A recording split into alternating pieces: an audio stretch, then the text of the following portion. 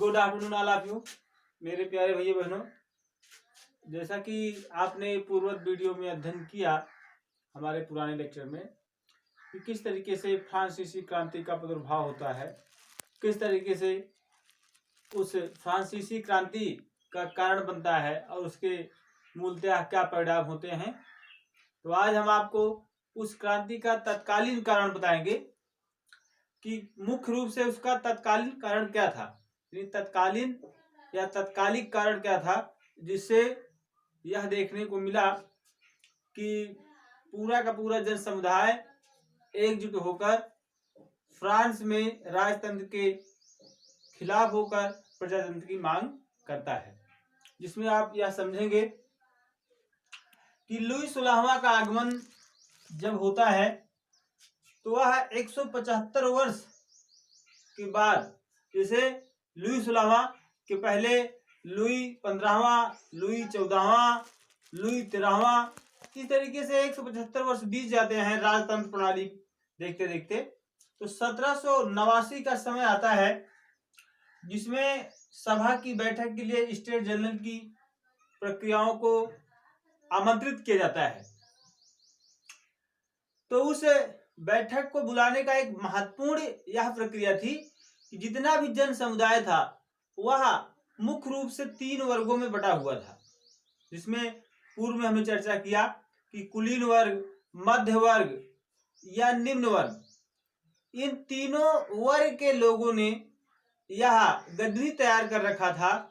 कि आने वाले समय में हमें राजा के खिलाफ एक ऐसी क्रांति का प्रादुर्भाव करना है जिससे सम्राट निस्तु नाबूद हो जाए और अंत में हमारी बातों को मानने के लिए मजबूर हो जाए। जिसमें तीनों प्रकार के स्टेट्स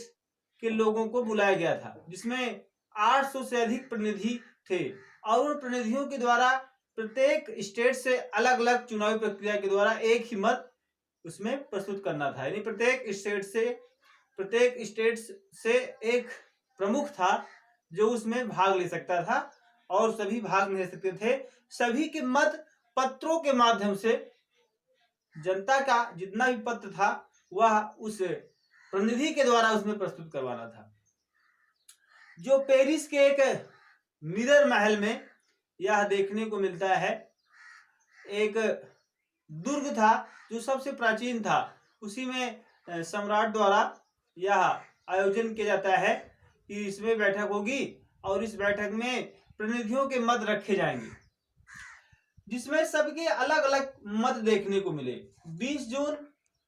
1789 को राष्ट्रीय सभा की घोषणा की गई, जिसमें सभी सभा में अलग अलग लोगों को वर्गों के हिसाब से बैठाया गया, कुलीन वर्ग, मध्य वर्ग, निम्न वर्ग। परंतु उसमें बात यह आई कि तीनों वर्ग के लोगों का जो मत था वो भिन्न भिन्न था। कोई कह रहा था कि हमें अपने स्टेट्स के लिए फला फला प्रकार की प्रक्रियाओं को जन्म देना है, हमें प्रजातंत्र लागू करना है, हमारे कर कम कर देने चाहिए, हमें हमारी भूमि वापस कर देनी चाहिए, या जो मतदान करने का अधिकार है वो हमें छीन लिया गया उसे प्राप्त करना चाहिए। इस तरीके सभी के भिन्न भिन्न मत थे, इसलिए सभा को पूर्ण करना संभव नहीं हो पा रहा था, जिसमें पत्रों का ही एक योगदान था, जिसमें सबके भिन्न भिन्न मत दिए गए थे। 27 जून लुई 16वें द्वारा, यानी 27 जून 1789 ईस्वी को लुई 16वें द्वारा तीनों वर्ग के प्रतिनिधियों की बैठक को पुनः आह्वान किया गया, जिसमें केवल 3 वर्ग के प्रमुख प्रतिनिधि से ही वार्तालाप किया गया, जो पूर्व में यह चर्चा देखने को मिली। उसमें प्रमुख रूप से पादरी वर्ग या सामंत वर्ग ऐसे कुछ बड़े लोग शामिल थे, जिसमें यह बात रखी जा रही थी कि हमें जन समुदाय की बातों को नहीं मानना है, क्योंकि उसमें सबके मत अलग अलग हैं और उस मतों का खंडन करके हमें अपने राजतंत्रशाही प्रक्रिया को ही मजबूत बनाना है। ऐसा राजा सम्राट लुई 16वां का मानना था, जो स्टुअर्ट वंश से संबंधित था। यह कह सकते हैं 5वीं बार लुई 16वें द्वारा यह देखने को मिला कि 9 जुलाई 1789 ईस्वी को सभा को सभा में जो एक प्रकार से संवैधानिक प्रक्रिया को जन्म दिया जा रहा था, राजतंत्र को खत्म करके सभा का निर्माण यानी संविधान सभा का गठन करने की मांग की जा रही थी, उसमें अर्थ मंत्री नेकर को उनके पद से हटा दिया जाता है, जो कि जनता का हितैषी था, वह जनता के लिए ही कार्य कर रहा था, इसलिए उसको हटा दिया जाता है। फिर क्या होता है कि जनता में एक बहुत बड़ा आक्रोश जन्म ले लेता है। अब जनता एकाएक ऐसा आह्वान करती है कि समस्त प्रतिनिधि मंडल का एक समूह जुटकर, जिसमें से निम्न वर्ग से लेकर उच्च वर्ग के लोग, किसान, मजदूर, ग्रामीण अंचल के लोग, बड़े कृषक, छोटे कृषक, या ऐसे तमाम लोग थे जो शामिल होकर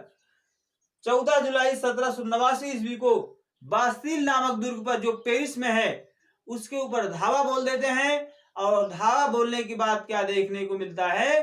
कि उसमें सशस्त्र तमाम प्रकार की चीजें जो